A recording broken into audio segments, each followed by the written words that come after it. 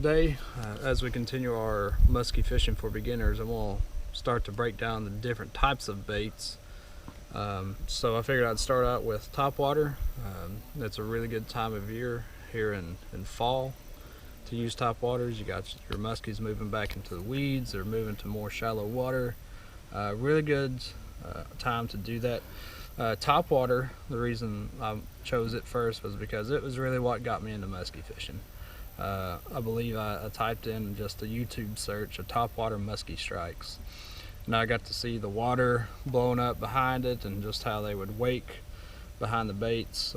So this is really what got me plugged into musky fishing. But what I wanted to do was to break down the different kinds of musky topwater baits we got. So what we got right here, I'll start with, and that clip of this one working will roll right about now.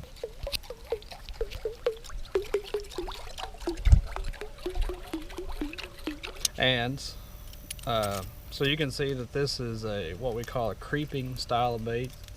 You can see it's got wings here, and one of the things I love about topwater is it doesn't take a whole lot to make them work right, to make them sound good. Most of these here, it's just a steady retrieve of the reel. So this is your creeping style bait. This is actually one that I handmade myself. Really good bait, really easy to use.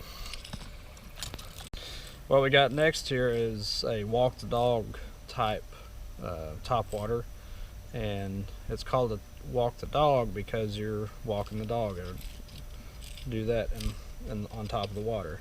The way you make that work is you're jerking the rod. You're letting it go. When it goes to one side, you'll jerk it back and go to this side, and you're walking the dog, as they say. Alright, so what I got next is what we call prop style bait. This one in particular is a booker tail top raider. They make two of these. They've got one with a single prop, and they've got one with two props, and the one with two props is going to make more noise.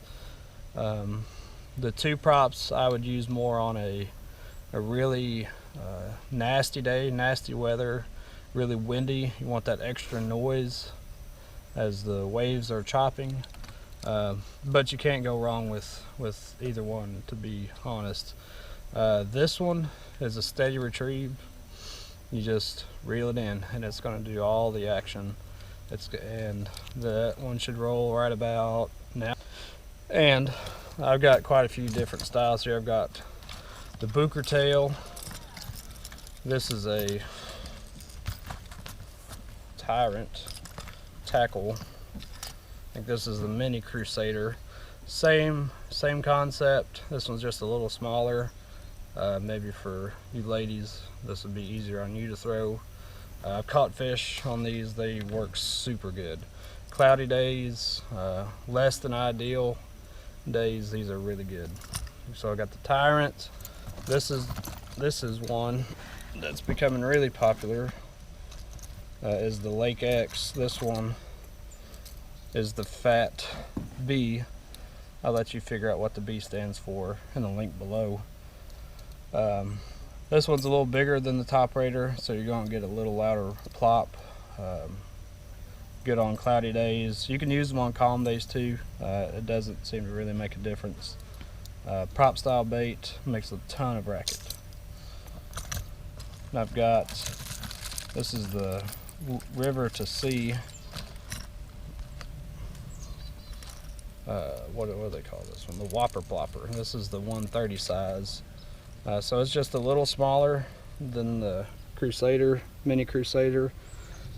Really good bass bait. I've caught a ton of bass on these, used them. Just to kind of give you a size difference. This isn't the biggest one that they make, but it's still a good size. So there's a size difference on those. And here's the size difference on the between the Booker Tail and the Lake X. The Fat B is bigger around, and it's got a little bit higher pitched plop to it, which I really like. Next we got the Flap Tail. The flap tail is good on calm days. Calm, cloudy days. This one is a smaller version. I use this on my 3/4 to 3, even smaller. And this is the Lee Lures regular flap tail. Both of these are great baits, really, anytime in the fall. Get some awesome topwater strikes with these, and catch some giants on them as well. Next, and not least, is a inline buzz bait that I made myself. Southern muskies love these down here. I've seen some huge fish caught on these. I've caught some huge fish myself on these. Just a simple buzz bait. They make these with an arm, and it's the same concept. You're going to throw these out, and this is where the left-handed retrieve comes in play, because you can get these up on top quickly and get them to working, and I'll leave a card for that right here. How to cast left-handed. Catch a ton of southern muskie. If you're down here in the fall, use one of these around weeds, any kind of standing timber. They are awesome. So I talked about the smaller baits here, like the smaller flap tail and the buzz bait, the mini Crusader. I throw this on my 8-foot 3/4 to 3. It handles them really well. You've got plenty of power. You've got the smaller hooks, and this rod is really awesome for topwaters.